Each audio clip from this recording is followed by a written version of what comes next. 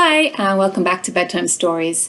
So, we're reading The Supermarket Ghost by Snell, and so far we have Maria and Davy. We don't know what's up with Davy, but Maria's going to try and help him to see if he can get some revenge on this man called Paddy Breen, who seems to have bought a shop from him many years ago. They're looking to give Paddy a bit of a scare. Let's see how they succeed. So, this evening we're going to read chapters 5 and chapter 6. You ready? Okay, let's go. Chapter 5. I think Paddy Breen's losing it, Maria's father told her mother as they sat having tea that evening. It's a pity he didn't get lost himself, she replied. He's a sleazy creep, that one.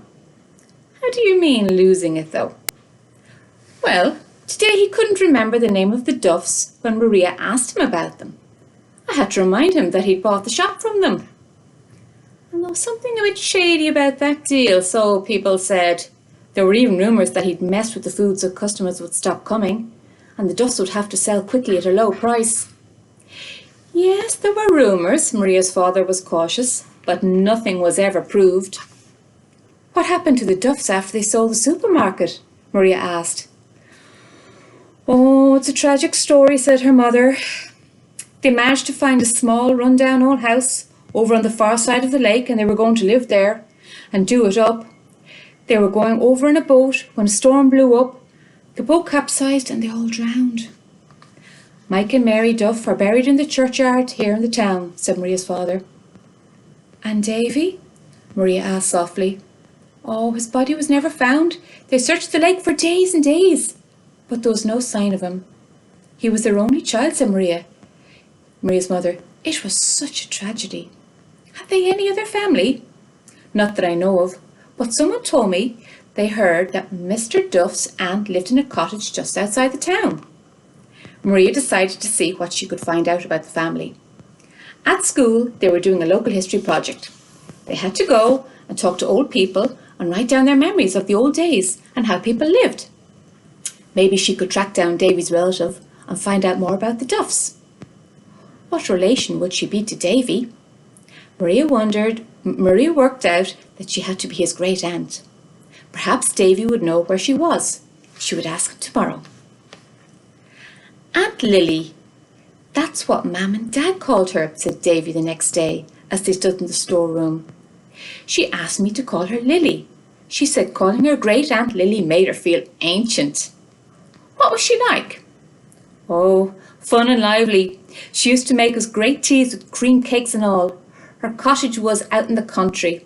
She worked in a pet food factory in town. She drove in every day in a rusty old car. My father said one day it would fall to bits under her and leave her sitting on the road. Was she married? Yeah, for a while, but I never met her husband. They split up. Just as well, my parents said. He said they were a bad lot, whatever that means, and they never had any children. I'd like to meet her. I don't know if she's still around, but I could show you where she used to live. Great! If she's still there, I could talk to her about her memories for our school history project. But first, we've got work to do. The letter. Right, I've brought some paper and pen. A dark red felt pen. Perhaps Paddy will think it's written in blood. Fantastic! We can put a skull and crossbones on it. But that's for pirates, isn't it? Never mind, it looks frightening. Skull and crossbones it is. Maria took the paper and pen out of her pocket and knelt down beside the big wooden box. She spread the paper on it, and Davy stood looking over her shoulder, and she began to draw.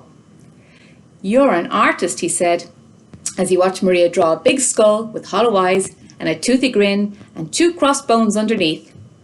Thanks, Davy, said Maria. Now, what message shall we write? What about beware the Duffs are here? Or maybe, fear, fear, the Duffs are here. Maria, you're a poet as well, said Davy.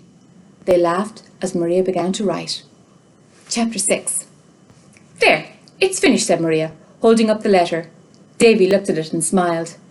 Maria had written the message in big capital letters and put some dots around the letters, hoping they would look like spots of blood. Fear, fear, the Duffs are here, Davy read out. Great work, Maria. That should scare Paddy Breen. He'll be ready to do whatever we want, and then I can get revenge for what he did to my family. Maria wasn't sure Paddy would scare so easily. She asked, "What do we want him to do?" "Change the name of the shop for a start," said Davy. "Back to Duff's Grocers." "That's why we must find the old sign." "And then what?" "We've got to frighten him so much that he thinks the shop is haunted." "Well, it's true, isn't it?" Maria smiled. "Here you are to prove it." Davy laughed. "Yes, you're right.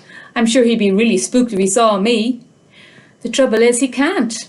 No one was able to see me or hear me either.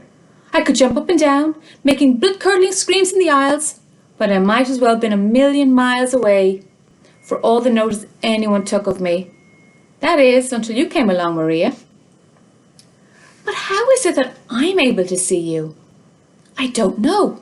I guess it's a mystery. I was hoping you might the other day. I just suddenly realised you could. You must have some extra kind of sense. There are people who do. They can make a bridge between their world and ours." Maria felt strange. She had that intense cold shivery feeling again. She wasn't sure she wanted to have this extra sense that Davy talked about. It was a lot of fun meeting Davy and planning to outwit Paddy Breen. But supposing she got sucked in more and more to his world, as Davy called it, she wondered what would happen if she tore the letter up and said she wouldn't go on with the plan. She looked at Davy, and she stared at the letter she had written for him and grinned. "Thanks, Maria," he said. "You're a real friend." She couldn't let him down now. She'd go on. She was too excited to know what would happen anyway to give up now. "Thanks, Davy," she said. "You too." She put up her hand in a high-five gesture. Davy smiled, raised his own hand, and went to slap the pan against hers. But Davy's hand went right through her own, and as it did, Maria got a freezing cold sensation. He smiled sheepishly. "Sorry," he said. "I forgot for a moment." "That was strange," she said. "What?" She told him about the cold feeling when their hands met. He looked sad. Maria smiled. "Friends it is anyway, Davy. But now you've got to work something out." "Yes?" "Yes. What are we going to do with the letter?" "I've got a great idea," said Davy. "Could you slip it into one of your father's loaves while you're baking? Then it will be a message like a fortune cookie." Maria laughed. "A great idea, but I'm not sure it would survive the oven. And how could we make sure Paddy Breen got the loaf himself? Some customer might cut it at home and complain about my father's baking." "You could slip the letter into his pocket." It's too risky. You know what? I think we should post it. He won't have any idea who sent it. He'll be really worried. Then we can think up more ways of scaring him." "Right so, the post it is. I'll do it today. With any luck, it will arrive first thing in the morning." "I can hardly wait. Nor me. Hey, I've just thought of something we can do. This afternoon, why don't you bring me to your Aunt Lily's? I'll bring my bike." "That's terrific. I'll meet you just outside the town, beside the petrol station." "Okay, I'll be there at 3 o'clock. Just before 3, Maria leaned her bike against the low wall just past the petrol station. On the way there, she had stopped at the post box and posted the letter. She had her notebook, her digital camera, and a tape recorder in her rucksack in the basket of her bike. She just hoped that Davy's great-aunt was still alive and still living in the cottage. A big blue car drew up and pulled into the petrol station. It parked just inside the entrance to the forecourt where the pumps were. A big man got out and looked around. It was Paddy Breen. Before Maria could move away, he looked up the road and saw her. So tune in tomorrow night to see what happens, okay?